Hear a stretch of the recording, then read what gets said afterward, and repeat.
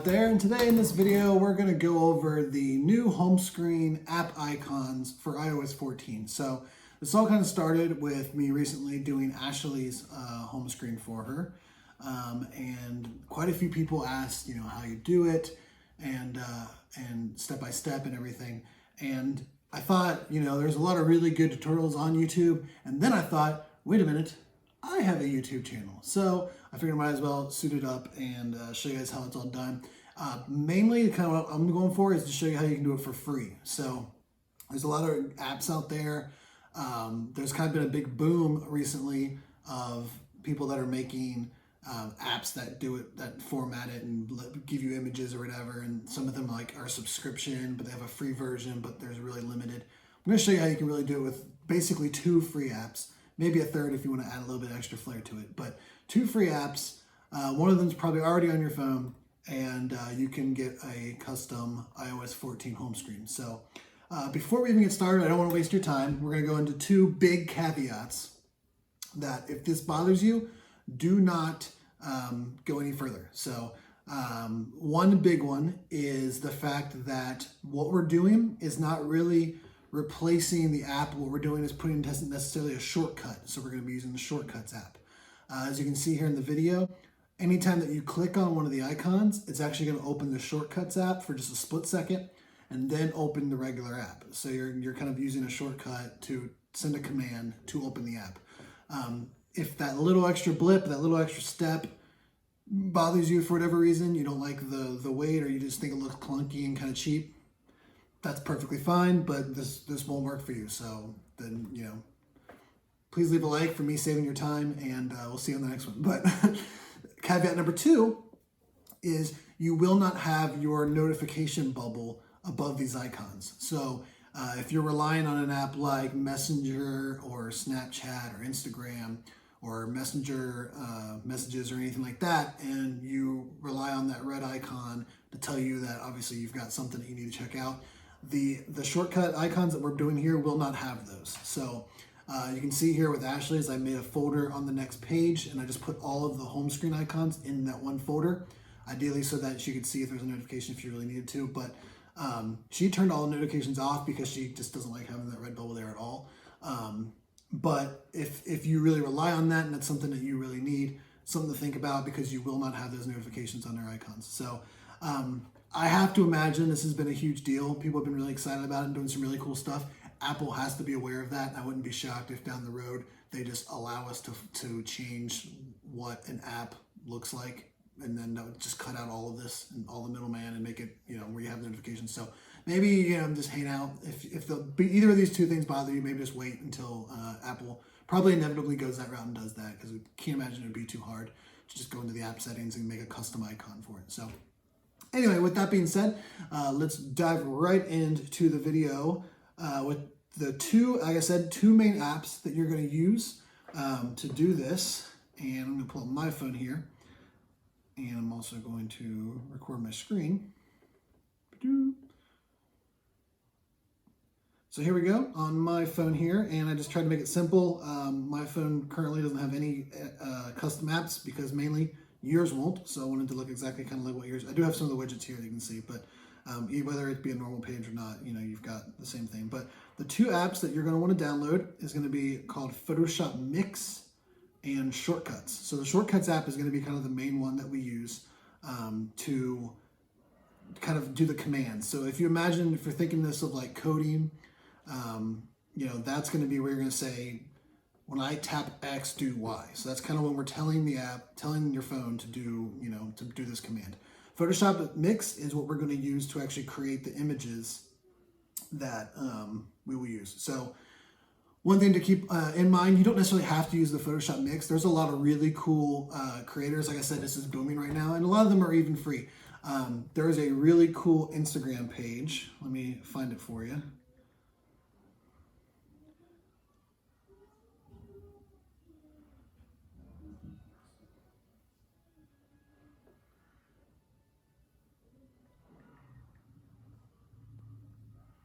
Called iOS App Icons, and you can see here they've got all kinds of themes, and then they did just kind of some of the most basic popular apps and they've got a bunch more in here too. So that's just one page, and I think they had a lot of really cool ones. But there's there's a bunch of Pinterest pages. You can just do Google image searches based on the app if you wanted to try to find a cool, whatever. There's tons of ways out there to just get images, and we'll show you how you do that. So if you're just going to do that and go the easy route, or somebody made them for you, or you just want to be pictures of your family or your dogs, you could just throw any picture in there really. And you'll just know that my fluffy dog is Snapchat. If you want to do it that way, you can do it that way. But so the Photoshop app there, the Photoshop Mix, is really only going to be used if you're creating these icons. So we'll go ahead and start there because that's kind of what we need to do first. So I'm going to go ahead and open Photoshop Mix. And I'm actually just going to go into the existing one I have here for Ashley's, a few of hers. So we're just going to start off. I'm going to undo everything here.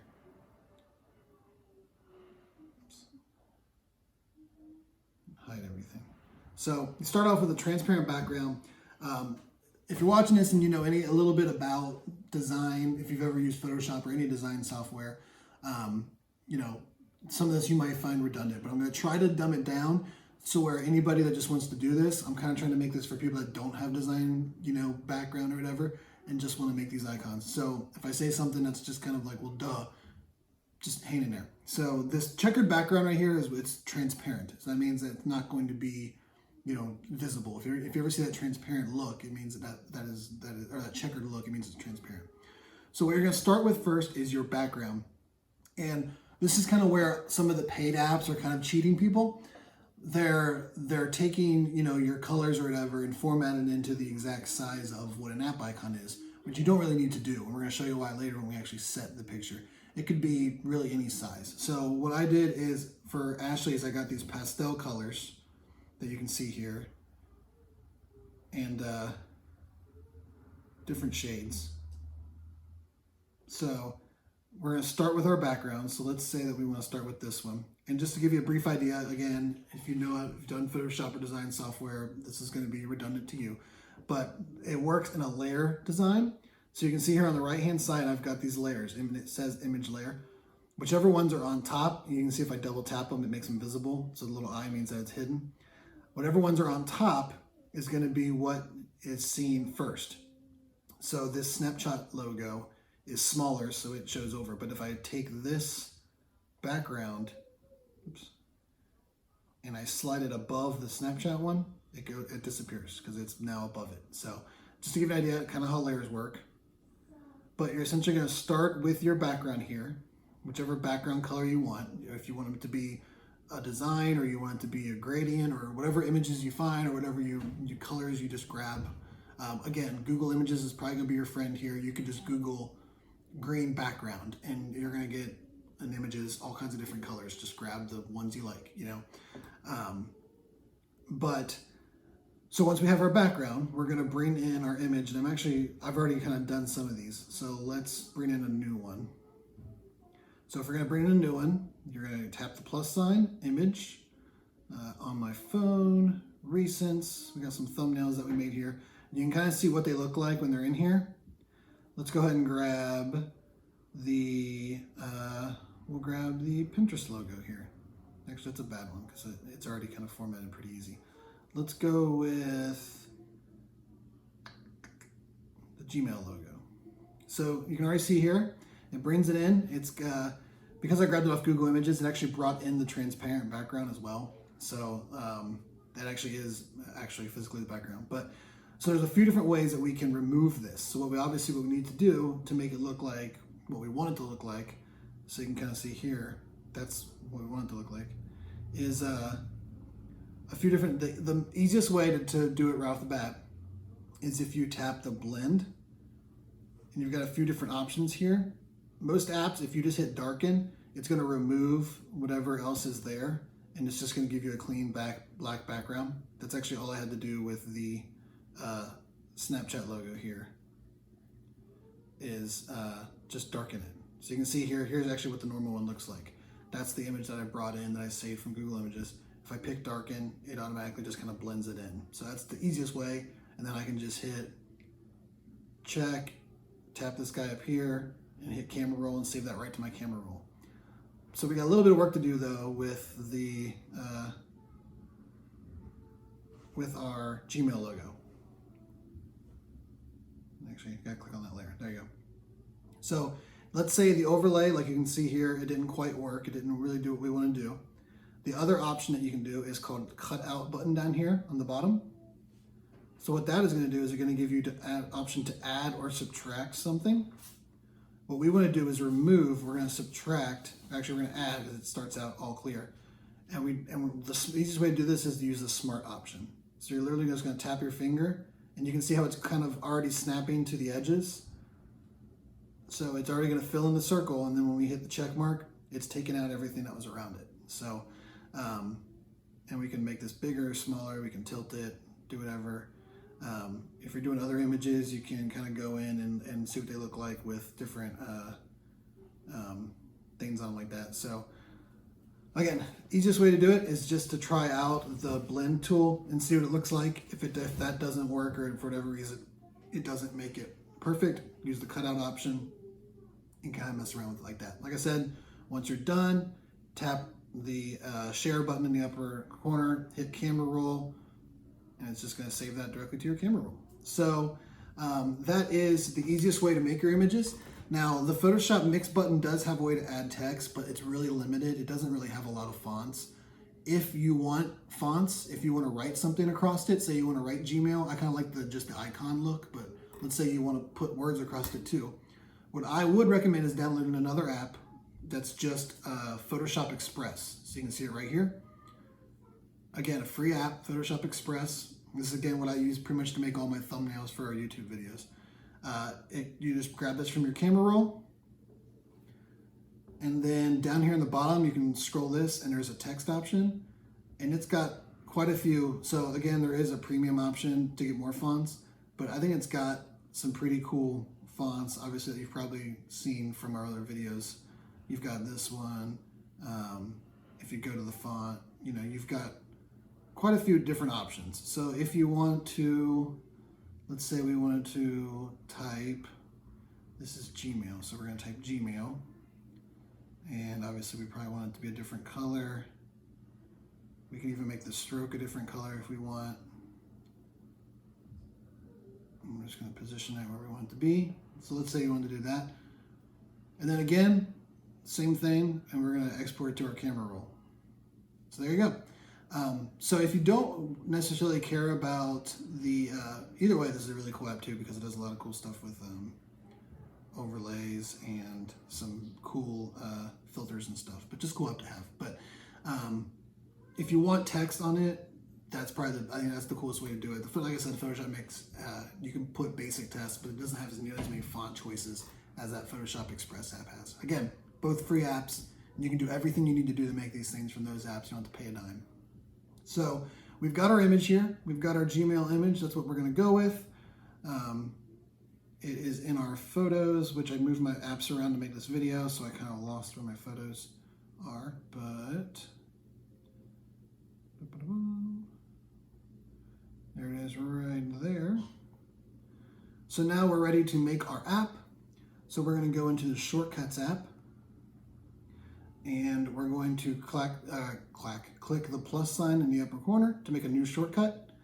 We're going to tap Add Action, and then you're going to go into the search bar and tap Open App.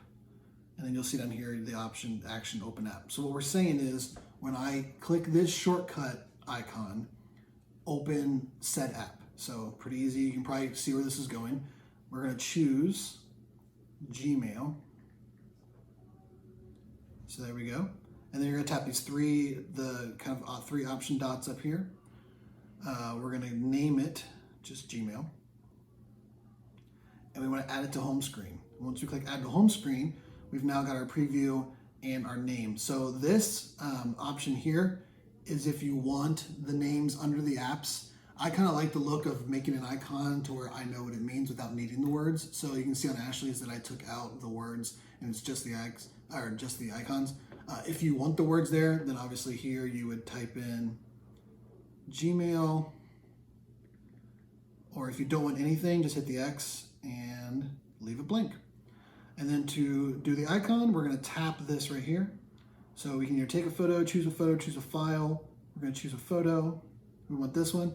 And this is where I was telling you before, it does not have to be the perfect size. So the apps that are formatting those to the size for you and then charging you 99 cents or $4 a month or whatever it is, you don't need to do that. You can move this, you can scale it, you can zoom it, you can do whatever you need to do, get it to the size you want, position it where you want, hit choose, and there's our little preview. It's a little off, but again, we're just doing this for purposes. So once you're done, you hit add, and there you go, added to home screen, done.